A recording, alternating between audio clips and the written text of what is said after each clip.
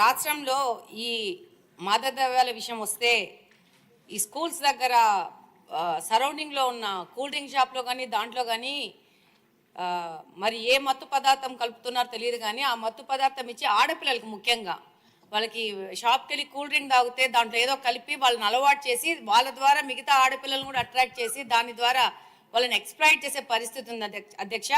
దీని మీద మంత్రి గారికి ఆ చుట్టుపక్కల ఉన్న పోలీస్ స్టేషన్లో వాళ్ళకి కౌన్సిలింగ్ ఇచ్చి ఆ యొక్క స్కూల్స్ మీద ఒక నిఘా వేయాల్సిన అవసరం ఉంది అధ్యక్ష. రెండో పాయింట్ ఏంటంటే గాంజా తగ్గుముఖం పట్టింది కానీ వాటి మీద ఏమాత్రము ఈజీగా తీసుకోకుండా దాని మీద ఇంకా కఠిన చర్యలు తీసుకొని వాళ్ళ మీద ఈ పెడ్లర్స్ మీద కఠినమైన కేసులు బుక్ చేయాల్సిన అవసరం ఉంది అధ్యక్ష. ముఖ్యంగా ఈ గాంజా తగ్గుముఖం పట్టింది కానీ ఇప్పుడు కొత్తగా సమాజంలో కనపడుతోంది ఏంటంటే పెయిన్ కిల్లర్స్ అత్యంత ప్రమాదకరమయ్యి డాక్టర్స్ ప్రిస్క్రిప్షన్తో మాత్రమే ఇచ్చే పెయిన్ కిల్లర్స్ని ఈ యొక్క మెడికల్ షాప్ వాళ్ళు తప్పు మార్గాల ద్వారా వాటి ప్రొక్యూర్ చేసి అంటే కొరియర్ ద్వారా అంటే ఒక ప్రాంతం నుంచి ఇంకో ప్రాంతానికి ఇంకో ప్రాంతం నుంచి ఇంకో ప్రాంతానికి లాస్ట్ వీళ్ళ దగ్గరకు వచ్చే విధంగా అంటే దాన్ని ఎలా కనుక్కోవాలో ఎలా వస్తుందో కూడా ఒక ఛాలెంజింగ్ పోలీసులకు ఛాలెంజ్ అయ్యే విధంగా తీసుకొచ్చేసి ఈ యొక్క పెయిన్ కిల్లర్స్ని యంగ్స్టర్స్కి యూత్కి అంటే 18 సంవత్సరాలు తక్కువ ఉన్న పిల్లలకి అంటే 12-11 సంవత్సరాలు ఉన్న పిల్లలకి అమ్మి దాన్ని వాళ్ళు ఇంజెక్షన్స్ రూపంలో ఎక్కించుకుంటున్నారు అధ్యక్ష బల్క్లో.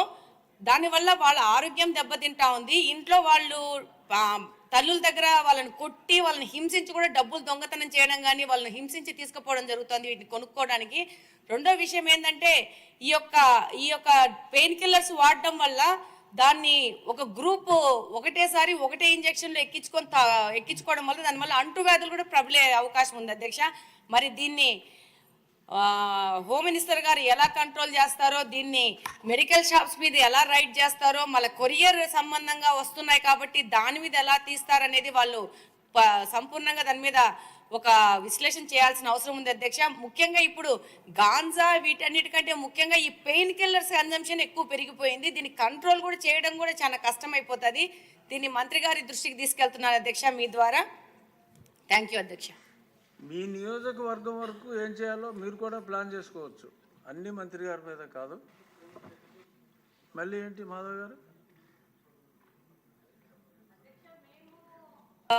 మా పరిధిలో ఎస్పీ గారి దగ్గరికి వెళ్ళి కంప్లైంట్ ఇవ్వడం జరిగింది, బాధితులను కూడా తీసుకెళ్లి చూపించడం జరిగింది. కానీ ఇది ఒక కాన్స్టిట్యున్సీ లెవెల్లో మా లెవెల్లో చేసే విషయం కాదు అధ్యక్ష.